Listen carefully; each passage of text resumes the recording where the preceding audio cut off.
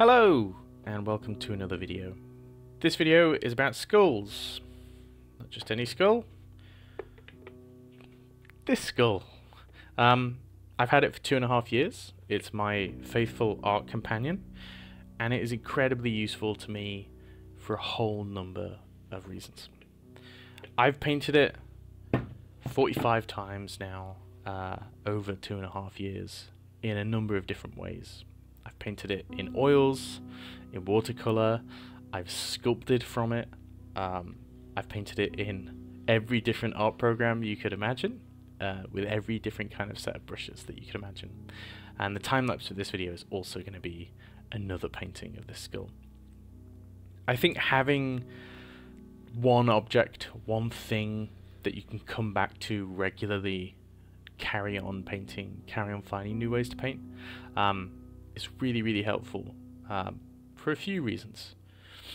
The skull in particular has this second layer of helpfulness because it actually relates to something that we paint quite often, which is portraits. So the more I paint the skull, as well as all the other reasons I'm about to get into, the better I get at understanding the anatomy of a human, right, and a human face and all of these bony landmarks that hide underneath. But there are some other things that you might not have considered that I'd like to talk about. And the first of which is this idea that if I have the same object that I can return to regularly, then it's almost like a control group in a study, right? So I can paint the same object in January, and I can come back and paint it again in September, and the only thing that will have changed is me. The object's the same, it's on the same desk, in the same room, I can even set up the lighting to be the same. But my skills have changed, the way that I paint and approach painting has changed, and I can document that in a sort of really interesting way. So that's number one, is I can document my growth. Number two is actually, because I become so familiar with this item, it will allow me to experiment more. So at the moment I'm painting with a pattern stamp in the background, and I'm defining the lit side of the skull first with this sort of giant light bloom. But in a lot of other paintings of this skull, I've done a drawing first. Some paintings of the skull, I've sculpted it first. Some I put down really hard graphic shapes first. That's what I do. But because it's something I'm familiar with, and it's actually in front of me, and I can touch it and feel it, and I can understand the 3D form that's going on, whenever I do return to it, I feel confident enough that I can experiment, right? If you take a random image from Pinterest and you try and experiment with that, it might be that actually you don't know enough about the image. If one day you're studying a ballistic missile silo, and the next day you're studying, I don't know, some kind of Norfolk cow, there's not really any similarity between them in terms of subject matter, and so you're concentrating on that. You're going, how exactly does a cow look? How exactly does this look? Rather than concentrating on painting itself.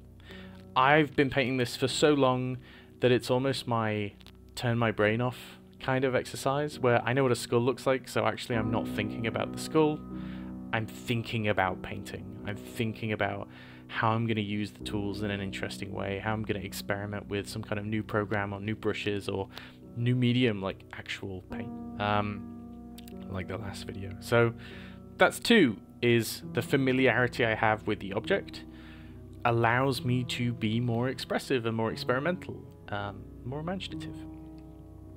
Three, I kind of alluded to it, I actually have it in front of me.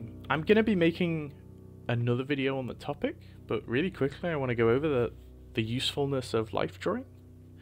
So painting from a photo, because a lot of the things I've spoken about, you could say, well, I could just paint from the exact same reference in January and September. But having an object in front of you is so helpful. I can rotate it, I can look at it from every different angle. I can say I want to study a particular lighting scenario, and so I'm going to set up my lights to do that for me. I could study the exact same lighting scenario, but I could rotate the skull a couple of times and do a few paintings with the same lighting but different angles. Or I could study the same angle with different lighting, and I've done both of those. I can actually pick it up and feel it. That might sound strange or abstract, but when we look at a lot of reference photos, we're just looking at 2D images on a screen, and it doesn't have the same kind of feel or interaction as actually being able to feel the depth of this thing. I'm quite a tactile person. I enjoy sculpting. To actually feel the brow ridge and see how far it goes in or extrudes, you know, to be able to look in these crevices and see what's going on, is really, really helpful. And I think you build up a more intimate understanding of whichever object you're working with if you do this for a long time. So that's 3. It's an object that I can paint from life, and like I said, I'm going to be making another video on that, so watch out for the life painting video. 4, like I said, I can turn my brain off. Now, some days when you wake up and you want to study, you do not want to go and browse for references, because that's a nightmare. You end up scrolling forever and ever and ever. You don't want to set yourself a brief to paint from your imagination. You're tired, but you still want to do some kind of painting. That's what this skull is for. So whenever I feel like I want to open up Steam and play a game instead, I have a skull here, and no matter how tired I'm feeling, I can just default to it, and I can say, okay, I'll just put it on top of my computer, or I'll put it on top of a pizza box, or whatever it might be, and I'm just going to paint it and relax. So there's an element of that familiarity allowing you not just to push yourself and be imaginative, but the inverse, right? When you want to, it allows you to just relax. It's my comfort thing, my go-to. I already spoke about putting different lighting scenarios on it, and when you hear that, you're probably imagining that I position like a lamp in my room in different ways. I would go bolder than that. So one of the best uses for this thing is to take it with you everywhere. That's why I described it as my art companion. So I'll take it to work, I'll take it in my garden, I will take it everywhere in my house, I'll take it to the local park.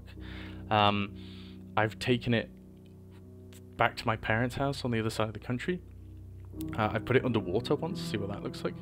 And when you're, again, familiar with the subject matter, every new place that you take it, you're no longer studying the skull, you're studying how light is affecting the skull, and you're trying to understand the light of the scene generally. So here, the light is warm.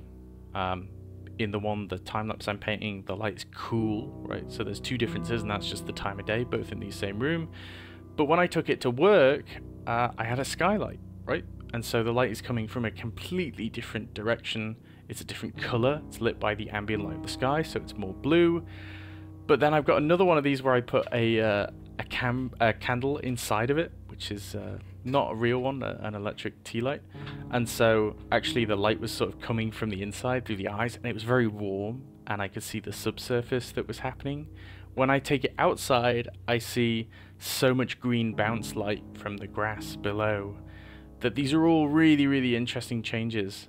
That again, the skull is the control group for those changes. It might be that you do a study of someone stood outside, and then a study of a vase that's inside, and then a study of that cow that I mentioned under a skylight, which would be pretty awesome. But because, again, you're getting distracted by the difference in subject matter, you're not seeing the similarities or differences between them when it comes to the lighting setup, right? You're not understanding these sort of lighting principles or rules that are much easier to see when you take the exact same object and you put it in different scenarios. You can see how that changes. So I recommend that you get one. Hopefully I've convinced you. This one was fairly cheap. It's a dentistry skull, so it's 1:1 human scale. One of its teeth fell out, which you'll notice all of my paintings have a missing tooth. And it was relatively cheap. I think I got it off Amazon. Anything like a skull, a sorrow head seem to be quite good. But yeah, get one, and then make this some kind of ritual or habit. For those days where you really don't feel like pushing yourself and doing a brand new imaginative painting, it's really useful.